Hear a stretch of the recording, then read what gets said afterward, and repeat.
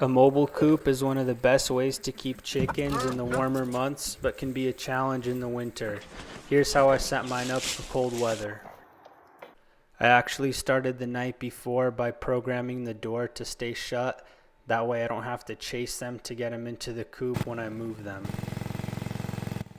The chicken tractor was really hard to move because the wheels froze to the ground, and it's also not a very good design, but I'll be fixing all of its issues later in the spring. The main reason I moved the chicken coop is so that it's closer to the house and I have easier access in the winter to feed them and water them. It also gives me access to power close by to keep their water from freezing. I made sure to orient the coop so that it blocks the wind, because chickens can handle the cold really well, but they can't handle the wind. The best way to set up this portable netting is in a rectangle, because that just lets you get things a lot neater and straighter. I use these cheap stakes from Harbor Freight to close off the gaps in the bottom of the fence, that way the chickens can't crawl under. I also set up a longer roll of fencing around the 100-foot fence. This isn't necessary, but I'll be using this to train a puppy. I also don't recommend this longer roll of fencing. It's just a lot harder to work with and not as neat. It tends to fall over. But pretty much I just made a moat around the entire perimeter. Here I'm pounding in a ground rod, which is just a piece of 1/2-inch EMT, or just electrical conduit. This isn't really super practical because as soon as it snows, this is all pretty much going to be useless, because then the fence just grounds out. Now that the fencing was up, I let the chickens out and it was on to the next step, which is to mulch it. I'm just using some old straw that I bought for really cheap. It's all wet, but that's fine. It really doesn't matter what you use.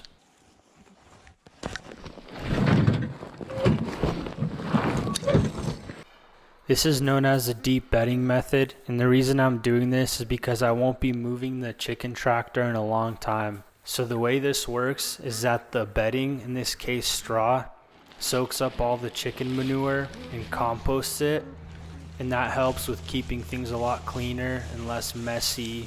It also helps it be less stinky. Without it, this would just become a huge mud pit, and it would stink and just be really messy and gross. The composting process also releases heat, which can help keep the chickens warm, and it also will fertilize this land and build the soil.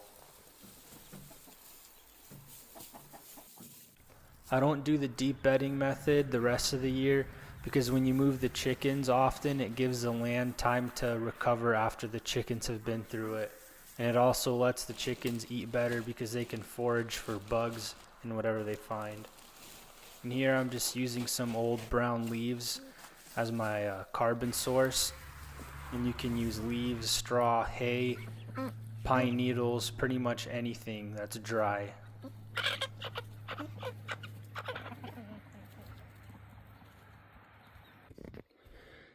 So this patch right here is where I had the chickens last year. And it's been pretty much a year, and it still hasn't fully recovered. You can kind of see where the green grass ends and that begins. So that's what happens if you don't put mulch down. It just turns into a muddy slop.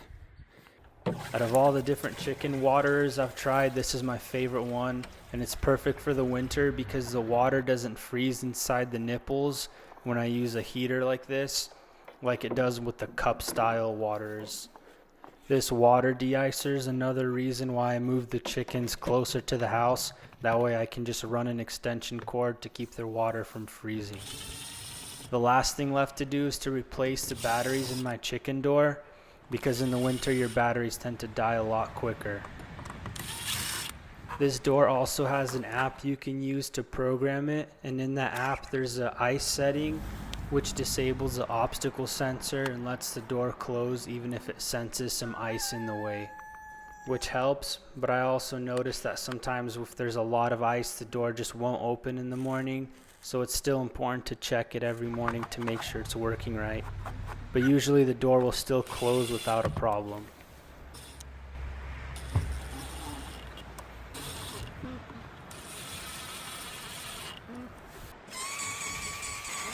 To recap how I set up my mobile coop for the winter, I start by programming the door to stay closed the night before so that I can move the chickens closer to the house for convenience and power. Next, I make sure the coop's facing away from the wind. I add a thick layer of straw for the deep bedding method. I also make sure the chickens have enough water and set up a water de-icer. And lastly, I change the batteries in my automatic coop door.